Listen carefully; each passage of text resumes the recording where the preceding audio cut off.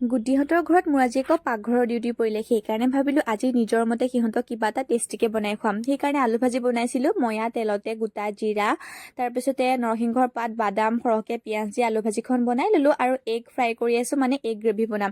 সেইকাৰণে মই সৰহকৈ পিঁয়াজ দিছোঁ তেলতে, তাৰপিছতে দিছোঁ বিলাহী আৰু সেউজীয়া, সেইখিনি যে দেখিছে এয়া হৈছে জলকীয়া, আদা, নহৰু আৰু গোটা জিৰা এটা পেষ্ট বনাই দিছিলোঁ আৰু 2টা ডিম মই এক্সট্ৰাকৈ এনেকৈ ফালিও দিলোঁ।